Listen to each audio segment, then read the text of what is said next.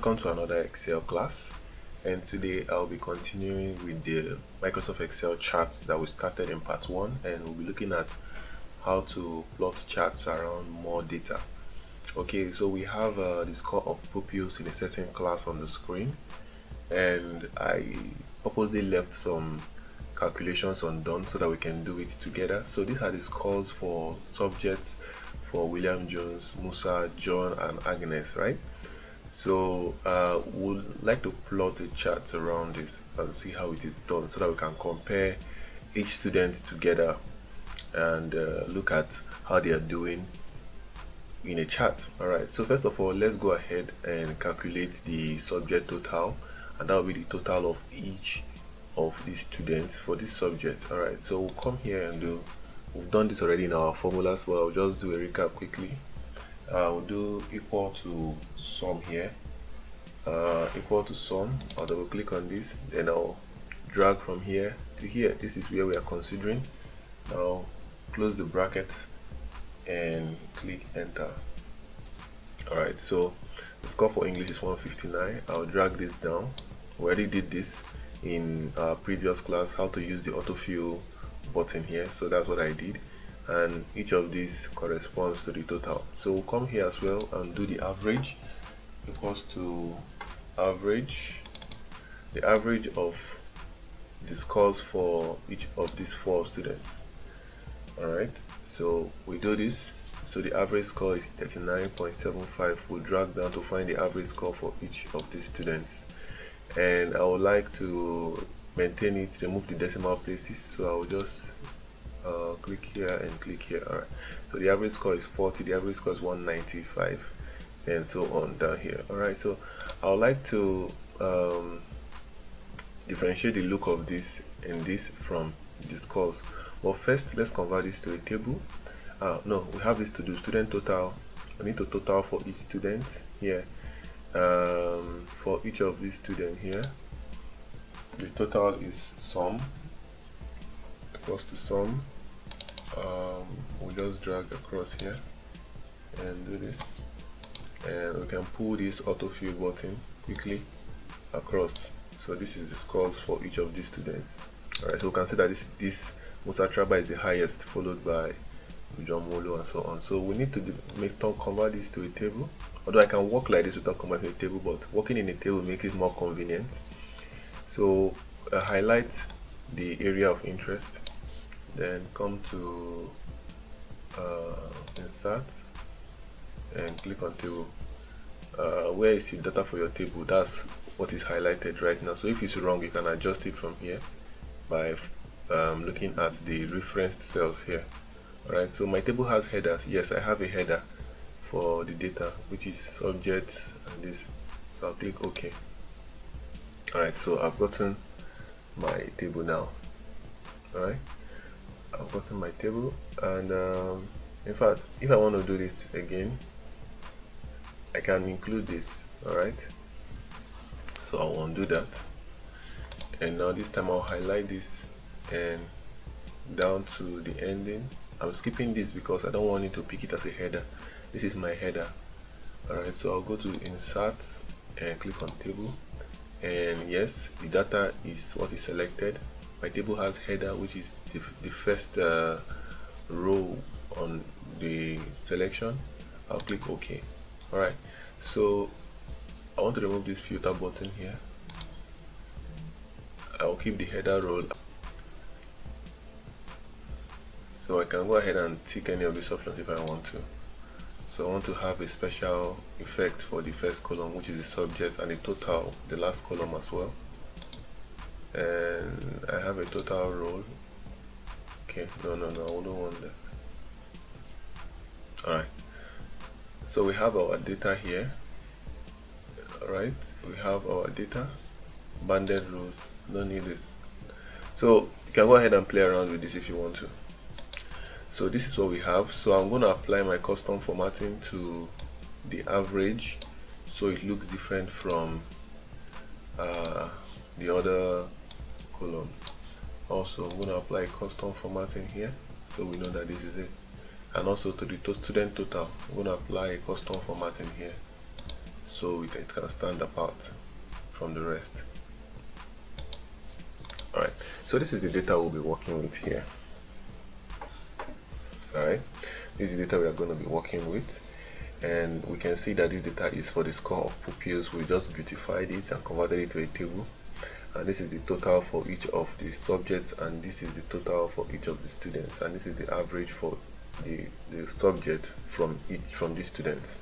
Alright guys, this is how complex we can go. In our advanced class, we'll be looking at more complex data, but to make it all simple for the foundation class, this is how complex we can go, and with this you can do a whole lot. Alright, so next thing we're going to do is to plot a chart. Alright, so select the area of interest where you want to plot the chart around. You want to be able to visualize the scores of each student for each of these subjects. Alright, so I highlight from here down to here. Remember that I don't want the average to be part of it. Okay, that's why I intentionally inserted the average after the subject before the first student. Alright, so we want to plot a chart.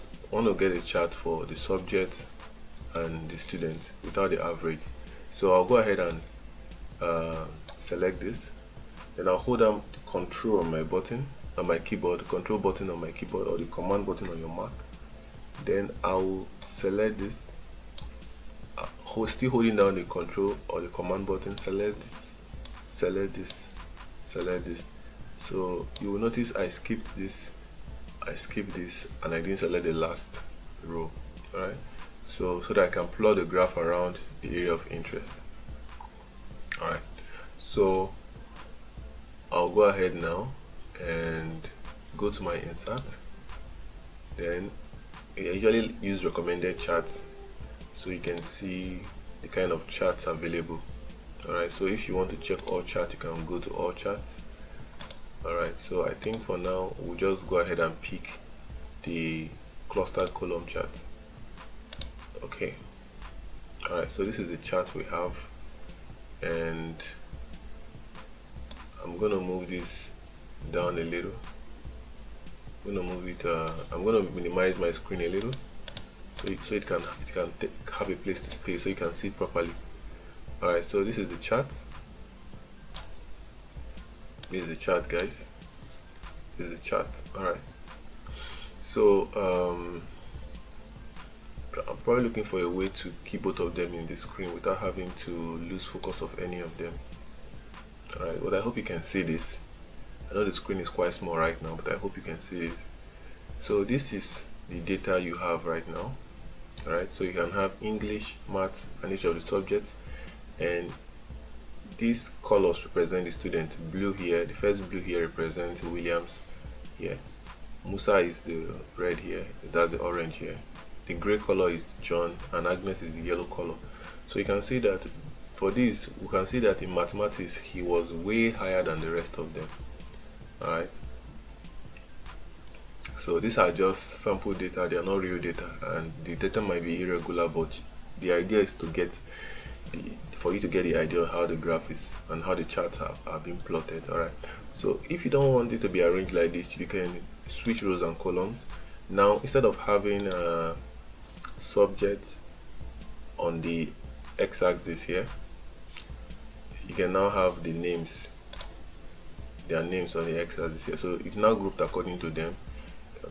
Blue now is now this English, this one is now mathematics, so it is now grouped according to their names. But I think I'll prefer it to look this way. Alright, so from here you can actually begin to select more data type. If you want it to appear in form of a line, you can choose that, but then this is almost very difficult to read. I'll go ahead and zoom in that so you can see. So this is almost very difficult to read right now, and you can go ahead and change the chart type again to a pie chart if you want to. But this is also, to me, very difficult, and it shows for just one student. Very difficult to read. Alright, so depending on what you want to achieve, you can just go around. Most of the time there's some data where there's some kind of data you have where the radar works very well. Unfortunately, this data, the margin is too wide, so it's a little bit a little awkward. I would have wanted to explain how the radar works here, but I think I'll just have to adjust something so I can explain how the radar works. But meanwhile, let's leave it at the clustered columns first. Yeah. Alright, so this is how the chart looks like. I'll go ahead. I already showed you how to insert your add element, like you want to add the axis, you want to add the title, you want to add the chart title, and so on. You can come from add chart element. You can refer to the previous video on how to do all those. You can move this chart entirely to another different sheet if you want to here, but we're not going to explore that. You can just try it out, showing you how to do it. So now I'm going to minimize this chart a little so we can go back to working. I'll maximize this when I need to use it because of the limited space we have on the screen. Alright, so like I said, I was going to adjust this value so we can visualize the radar chart and see how it works. So I'm going to make this within 100, so I'm going to make this like 67. Okay. Alright, so the average is adjusted, total score is adjusted. Now if I come back here, if I come back and increase this data, we are going to see that okay, we are going to see that there's no unnecessarily longer bar now. So let's go ahead and see how we can use the radar. Alright, so each of these are radar. This is the transparent radar, this other one is radar with markers. I want to show you this. I discovered how to use this and it's quite interesting. Alright, so look at this. What it simply means is that the value, the student, because you can see the blue represents Williams, the orange is Musa Traba, the gray here is John, and the yellow is Agnes. So the student who has the highest for a particular subject is going to edge the rest, and then it's going to pop out over the rest. So you can see that for sciences, that the student who edge more, who is visible or who is closer to sciences here, is actually Agnes Ben. We can confirm this from the chart. We are going to confirm this right now by looking at here. You can see that Agnes has 69 and is correct, so she is the highest. If you go to art, you notice that the gray is the one pointing towards arts. So gray here is John. Can we confirm that? Under arts, John 74. Alright, so if you go to Igbo language and Yoruba, you notice that the yellow and the gray are almost close to each other. We don't really know who is edging. I think there is a tie here between Agnes and John. Let's check Igbo and Yoruba, the languages. So you see, it's actually very correct. So this is how you use the radar. Mathematics, the blue, that's Williams. Let's check. That's it. Under English, you can see that English, you have the orange pointing. That's Musa Traba. And that's correct. So this is how, for economics, we have almost like a tie between Williams and Agnes. But I think Williams still edges it in economics, and that's this last one, 93, 91. So this is how we use the radar. And sometimes it's very helpful to visualize data. So I'll switch this back to our column chart. Alright, and minimize it a little so we can continue working on our cells, our graph. So I'll minimize it a little so that we can continue working on our data with charts. Alright, so the next thing I want to show you now is we didn't use this average or this total. Alright, this is important on its own because it helps you see the average score, the total score. It may not necessarily have to come into your graph, except maybe there's a need for it. Except maybe you want to compare the performance of each of these students with the average, right? So let's say I want to I'll go ahead and delete this, right? I'll go ahead and delete this now, or let me leave it there. I'll leave it and I'll name it I'll just add a chart legend to it.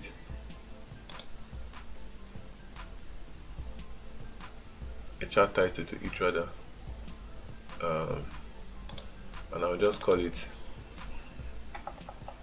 let me just go ahead and call it students performance. All right, students performance. All right, so this is student performance. Now I want to go ahead and let's say I want to compare these students with the average. All right, so we'll just select the students and the average, select everything from subjects to the other student because average is included. Go to the chart again. We're going to insert, let's say, this chart now, but this is giving us subject average and so on, but we don't need this. We want the average, we want to be able to compare from Williams down to subject average. So subject average shouldn't be a bar, it should be more of like a line that shows if the bar is above or below the line. All right, so let's quickly rename this to student performance versus average.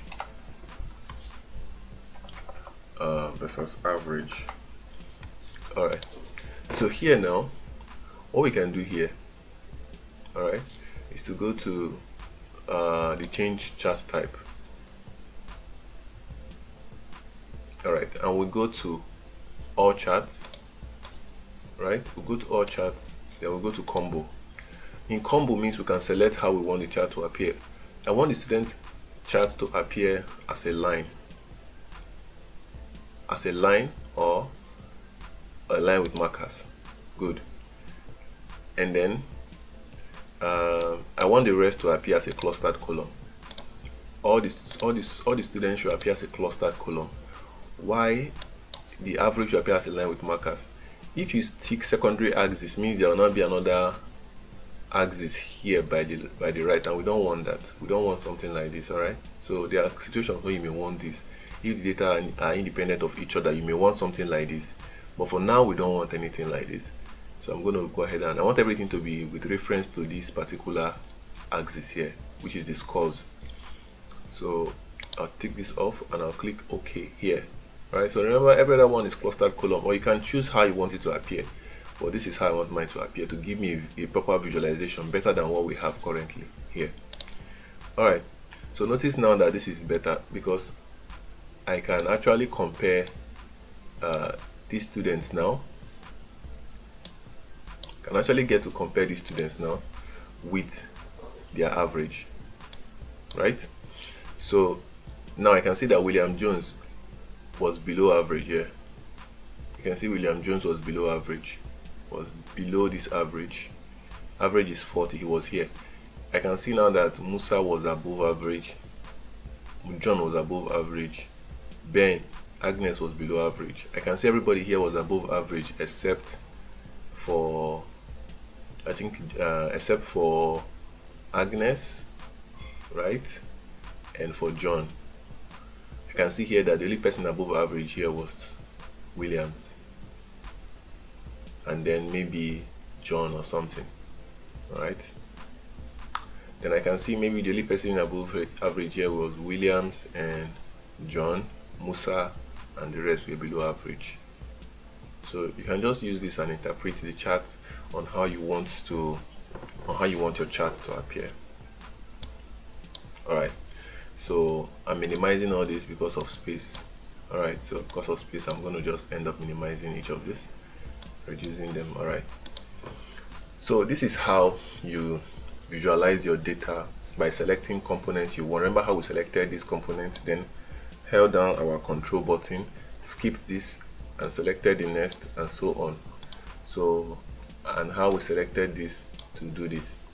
All right, so if we now want to compare, there's something else I want to show you. It's called spark lines.